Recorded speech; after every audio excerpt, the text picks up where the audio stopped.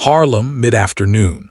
A woman walks into a barber shop on 125th Street with scissors in her hand and a contract on her mind. Her name was Lucia Carmine. The man she came to kill was Bumpy Johnson. According to street legend, Lucia had been sent by outside interests, people who wanted Harlem's king removed from the board permanently. She wasn't from the neighborhood, didn't talk like it, didn't move like it, but she had one advantage. Nobody expected a woman with a barber's cape to be carrying death in her pocket. She'd spent weeks learning the trade, studying the shop's rhythms, timing when Bumpy's regular barber took his breaks, when the chair would sit empty but the door stayed open. The day she walked in, she wore the apron like armor, smiled at the right people, kept her hands visible, blade hidden. Bumpy sat down without checking credentials. That's not carelessness, that's confidence. A man like him had eyes everywhere. If she'd been flagged, she never would have made it through the door. She draped the cape over his shoulders, picked up the clippers, got close enough to feel his breathing. Here's what most people miss about moments like this. The hardest part isn't the act. It's staying cold when you're inches from finishing the job. But Bumpy didn't sit in silence. He started talking. Not nervous chatter, calculated conversation. He asked where she was from, commented on her hands, said they were too steady to be new to this. You've done work before, not a question. Lucia kept her face neutral, adjusted the blade angle. Then he shifted, started telling her about his mother, about growing up in North Carolina, about what respect meant when you had nothing. He wasn't trying to charm her. He was reading her. Every question was a probe. Every pause was a test. And somewhere between his third story and his fourth, Lucia felt her rhythm slip. She laughed. Not part of the plan, not professional. Bumpy caught it immediately. Didn't say a word, just smiled. By the time she finished the cut, her hand hadn't moved toward her weapon once. Bumpy stood up, brushed off his collar and looked her in the eye. "You're good with those scissors," he said, "but you're better at listening." He handed her double the usual fee, walked toward the door, then stopped. "Tell whoever sent you Harlem isn't for sale, and neither am I," he left without looking back. Lucia stood there, cape still in hand, face warm. Some accounts say she never took another contract against him. Others say she switched sides entirely. What's certain is this: Bumpy didn't survive by being the most violent man in Harlem. He survived by being 3 moves ahead. He knew who she was before she touched his collar. He let her get close anyway, not because he was careless, because he wanted her to see something. Power isn't always loud. Sometimes it's sitting in the chair, knowing exactly who's holding the blade and making them forget why they came. That's the code. That's the legend. Most killers count on silence. The quiet before the cut. The stillness that lets them focus, steady their hand, finish the work clean. Bumpy Johnson understood this better than anyone. So when Lucia Carmine positioned herself behind him with a straight razor in her grip and murder in her instructions, he did the one thing no target is supposed to do. He started talking, not nervous chatter, not begging, not the desperate rambling of a man who knows he's cornered. No, Bumpy talked like a man who'd already won a game she didn't know they were playing. According to people who were there, Lucia had run contracts across 3 states before she ever set foot in Harlem. She wasn't new to the work. She'd studied her marks, learned their patterns, understood that most men reveal their weakness in the first 5 minutes of conversation, if you're patient enough to listen. But Bumpy didn't give her 5 minutes. He gave her 5 seconds. The moment her hand touched his shoulder to adjust the cape, he spoke. "You've got healer's hands." Lucia paused, just a fraction of a second, but that pause told him everything. She recovered fast. "Excuse me." "Healer's hands," he repeated, eyes still forward, watching her reflection in the mirror.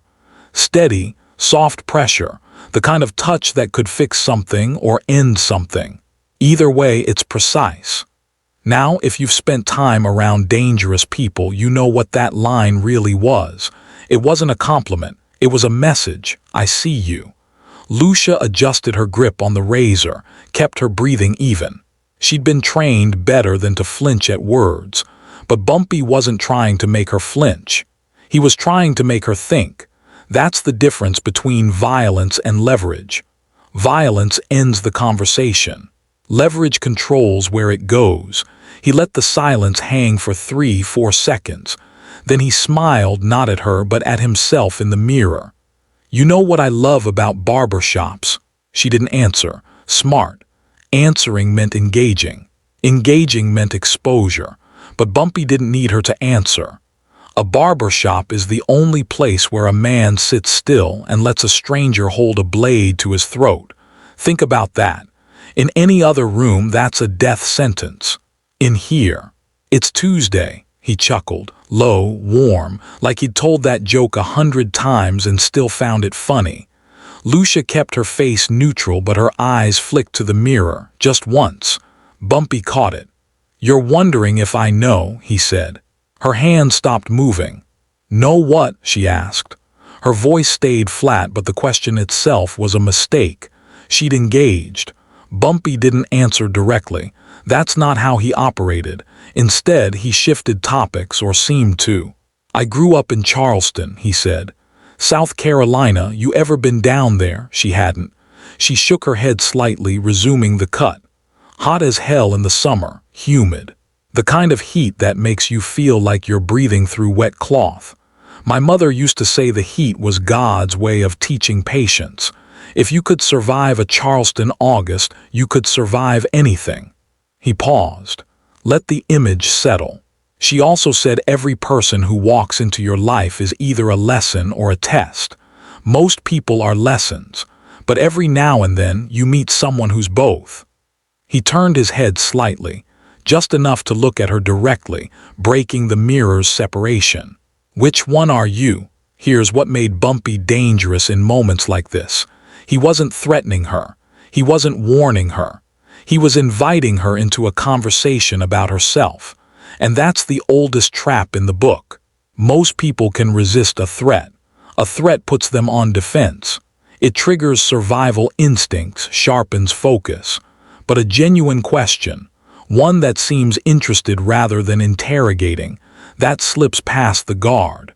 That makes the target think, even for a moment, that maybe they've been seen as a person rather than a problem. And once you start thinking of yourself as seen, your mask starts to slip. Lucia didn't answer the question. She redirected. Hold still. I need to get the edges clean. Bumpy smiled and faced forward again, but he didn't stop talking. I had a barber once, Leon, his name was, who used to say you can tell everything about a man by how he sits in the chair. Some men grip the armrests like they're on a sinking ship. Some men close their eyes and drift off. Some men watch every movement like their life depends on it. He let that line breathe. Leon said the ones who watch too closely are usually the ones with the most to hide. They're so used to being hunters, they can't turn it off. Even when they're sitting still, they're calculating angles, measuring distance, counting exits. He chuckled again. You know what I told Leon? Lucia stayed silent. She was back on track now, moving the razor in careful practice strokes, but her breathing had changed, slightly faster. Bumpy heard it. I told him the dangerous ones aren't the ones who watch too closely. The dangerous ones are the ones who pretend they're not watching at all. The razor paused at his temple, half a second, then continued. Bumpy had her. Not physically. She still had the weapon. She still had proximity. On paper, she still had control. But Bumpy had shifted the dynamic from physical to psychological, and in that arena he was untouchable. He knew something most street figures never learn. Power isn't about who can do the most damage. It's about who can stay calm while everyone else is calculating. Lucia was calculating. Every line he spoke made her recalculate, and every recalculation cost her focus. That's the price of doubt. It doesn't have to be big, it just has to be consistent. You're quiet, he said. I appreciate that. Most barbers talk too much. They want to tell you about their cousin's wedding, their landlord, their problems with their woman. They fill the silence because silence makes them nervous. He leaned back slightly, comfortable, like he was settling in for a long afternoon. But you hold the silence like it's a weapon. That's rare. Lucia said nothing, but something had changed in her posture, subtle. The rigidity in her shoulders had loosened just slightly. Her grip on the razor had relaxed from precision to presence. She was listening, not just hearing him, listening. And that's when Bumpy made his move. You know what's funny, he said. I've had 4 people try to kill me in this chair over the years. Different faces, different reasons, same mistake. He held up a hand, counting off fingers without looking back at her. The first one was a kid from the Bronx, sent by people who thought I was getting too comfortable on 125th Street. He sat down like he was getting a trim, pulled a .22 from his coat, and tried to put it to my head. Bumpy smiled at the memory. The gun jammed. Some people would call that luck. I call it preparation. I knew he was coming before he crossed the bridge. Had one of my people swap his ammunition the night before. He pulled that trigger, heard the click, and knew right then that he was already dead. Didn't matter what happened next. He'd played his card and lost. Lucia's hand had stopped moving entirely now. The razor rested against his neck, motionless. The second one was smarter, Bumpy continued. Professional, came recommended by people I thought I could trust. He didn't use a gun, used a garrote. Thin wire, easy to hide. The plan was to loop it around my neck during the hot towel when my eyes were covered. Good plan. Would have worked on most men. He paused. But I don't close my eyes for anyone.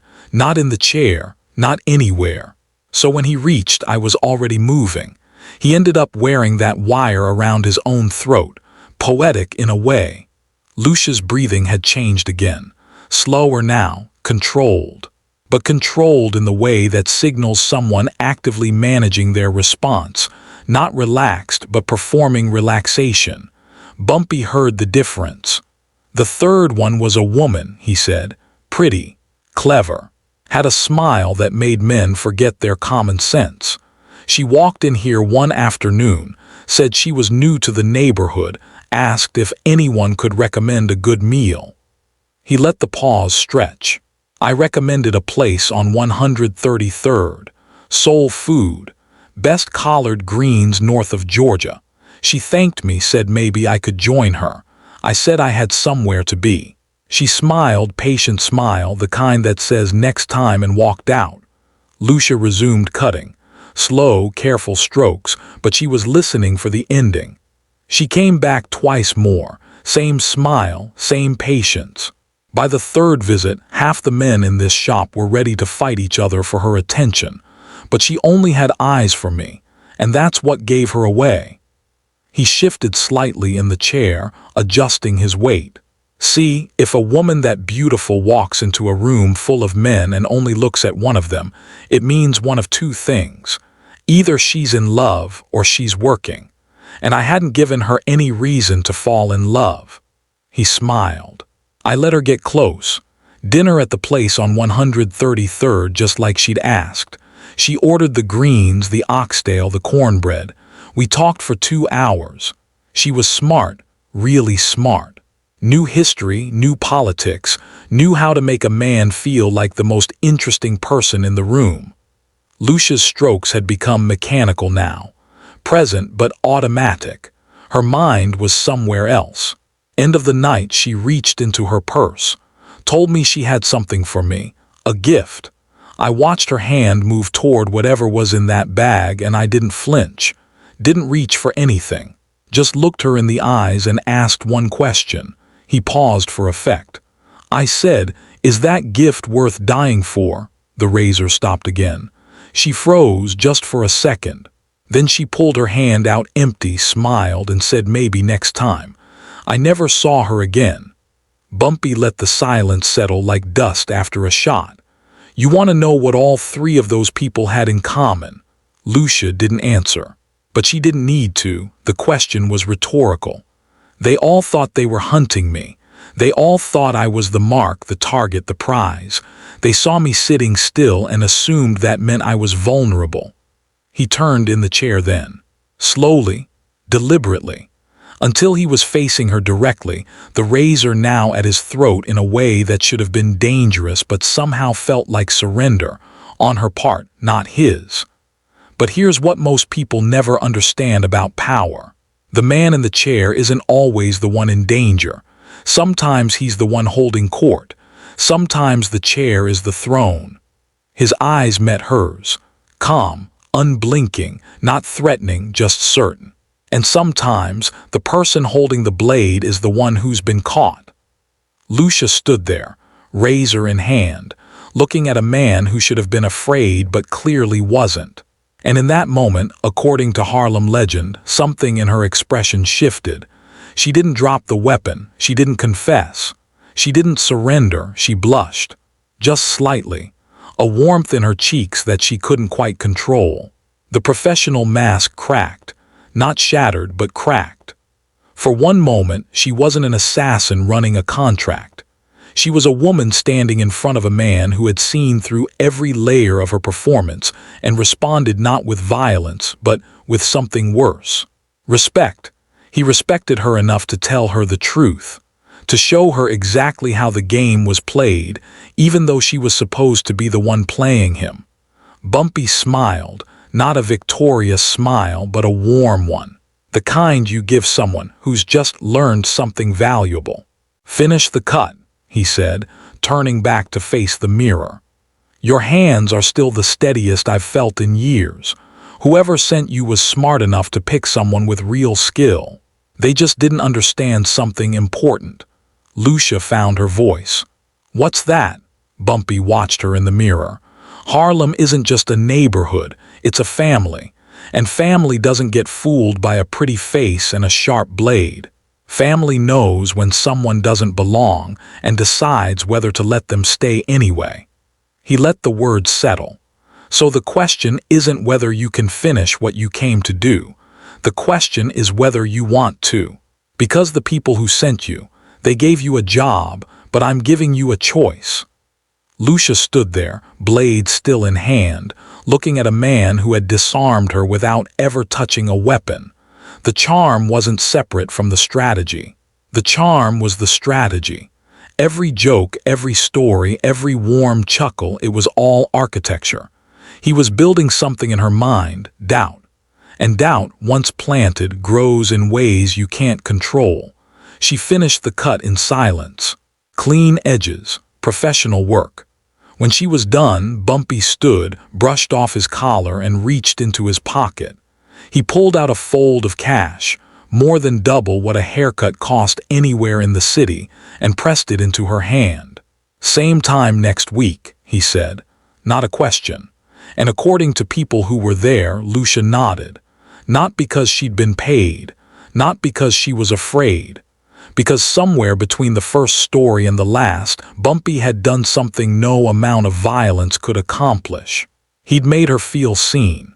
And when you make someone feel truly seen, especially someone who's spent their whole life hiding, you create a loyalty that money can't buy and threats can't break. That's the lesson most people miss about power. The loudest one isn't usually the strongest.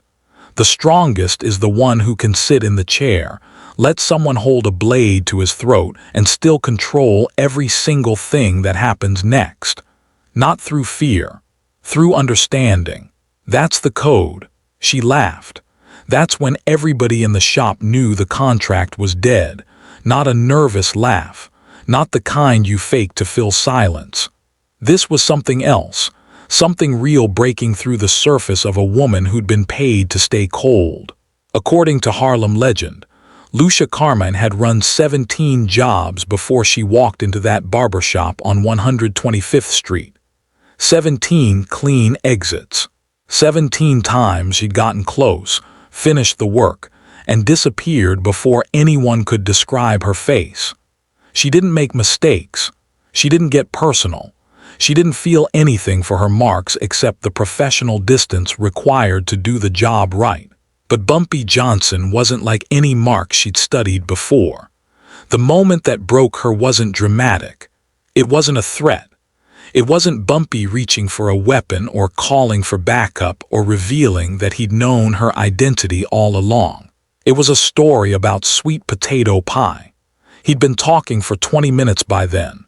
Smooth, unhurried, like a man who had nowhere else to be and nothing to prove. Every sentence seemed casual, but if you'd been paying attention, and Lucia had been trained to pay attention, you'd notice how each word landed exactly where he wanted it. He was talking about his grandmother, a woman from South Carolina who used to make sweet potato pie every Sunday, rain or shine, even during the weeks when there wasn't enough money for anything else. She'd tell me the secret was patience, Bumpy said, eyes forward, watching Lucia's reflection in the mirror. Most people rush the filling. They want it done fast, want to see results. But my grandmother would let that mixture sit. She'd wait until the moment was right, not a second before. He paused. Let the silence stretch. She said the same thing applies to everything worth doing. If you're patient, really patient, the moment reveals itself. And when it does, you don't hesitate, you move. Lucia kept her hand steady.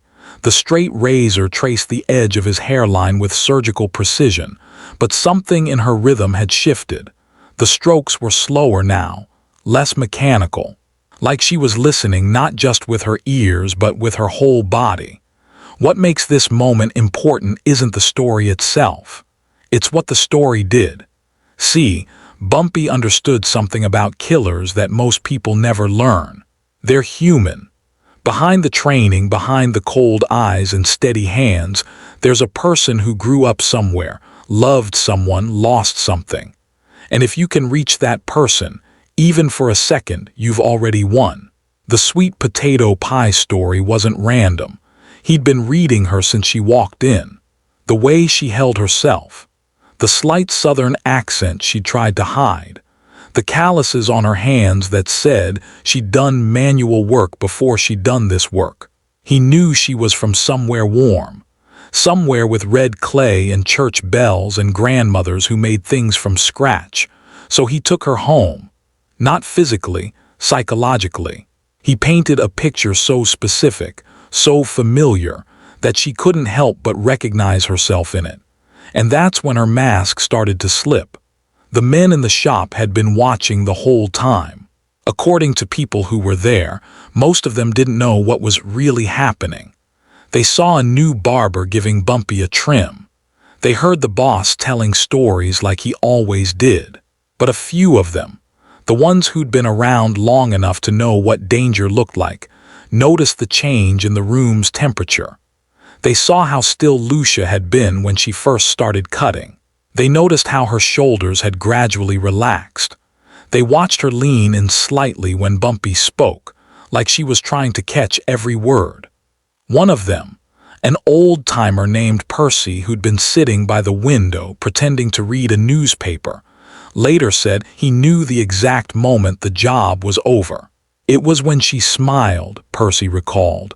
Not a big smile, just a little one at the corner of her mouth, like she'd forgotten where she was for a second, like she was back somewhere safe.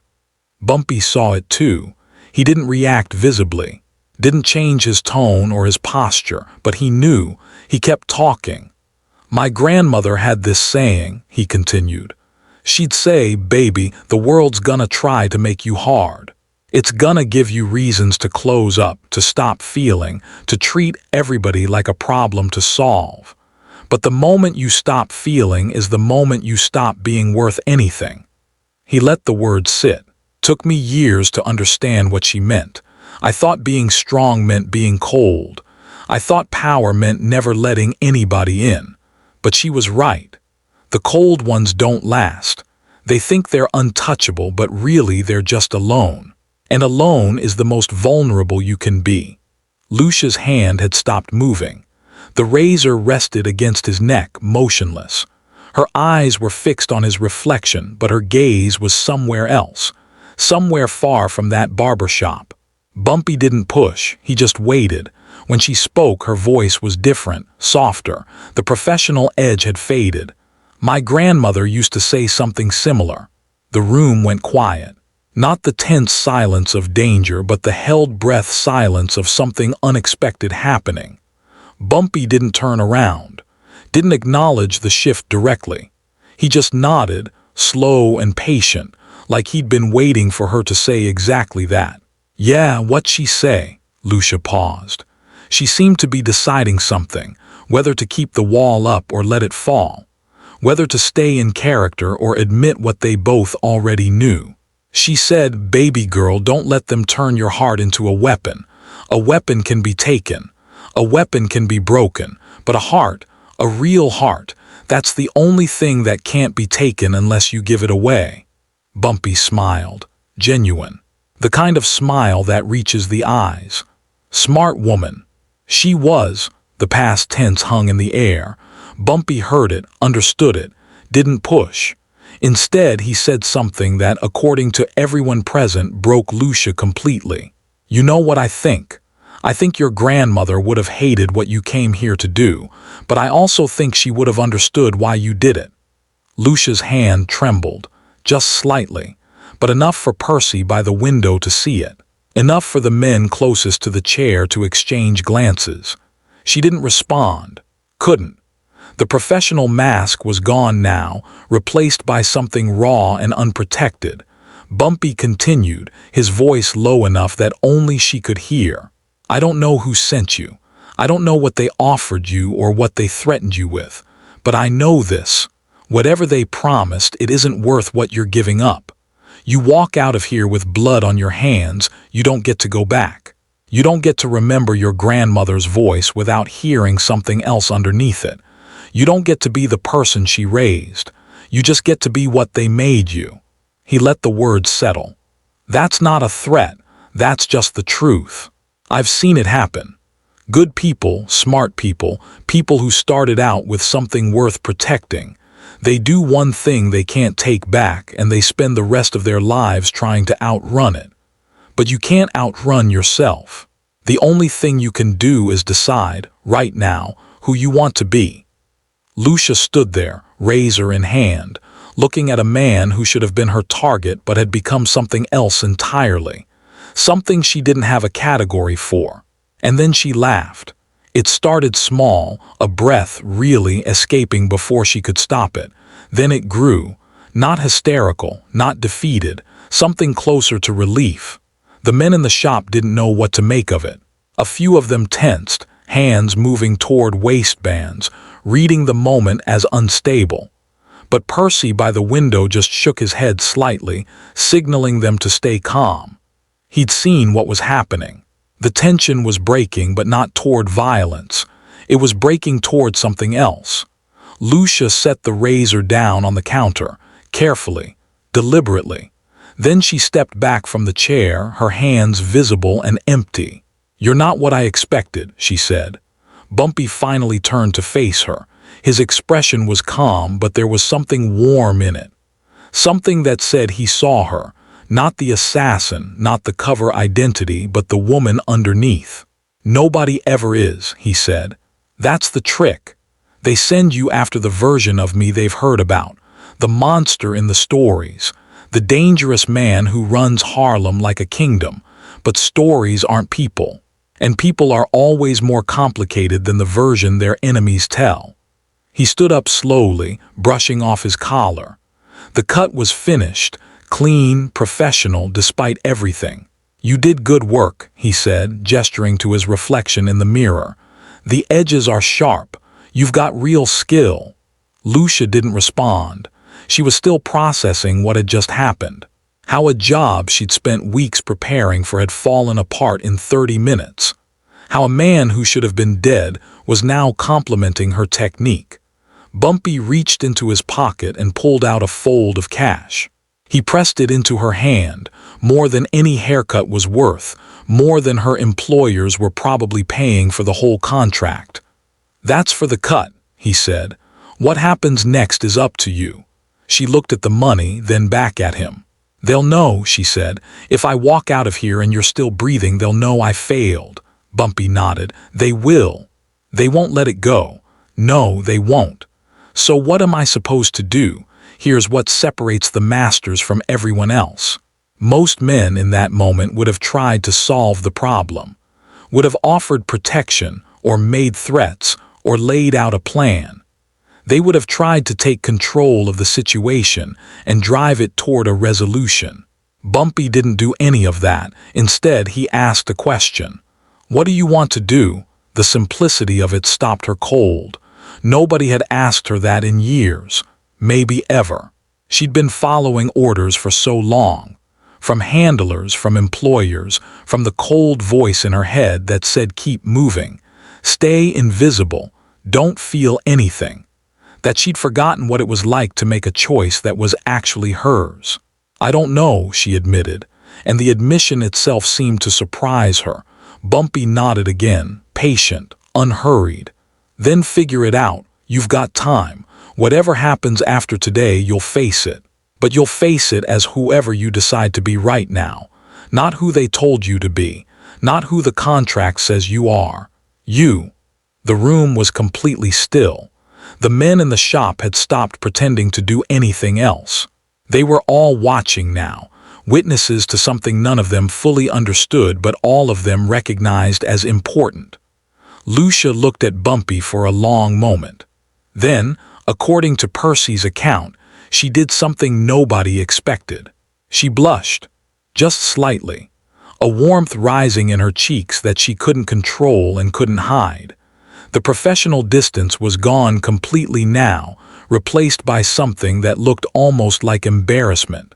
Like a woman who'd just realized she was standing in front of someone who'd seen through every wall she'd built. Bumpy didn't comment on it, didn't acknowledge it directly. He just smiled, that same warm, knowing smile, and turned to walk toward the back of the shop. But before he disappeared through the doorway, he stopped and looked back over his shoulder. "Same time next week," he said, not a question. Lucia stood there, money in hand, razor on the counter, mission in pieces around her feet. The shop was silent except for the lazy spin of the ceiling fan and the distant sound of traffic on 125th Street. According to people who were there, she stayed frozen like that for almost a full minute. Then, slowly, she picked up the razor, folded it closed and slipped it into her apron. She looked at Percy by the window.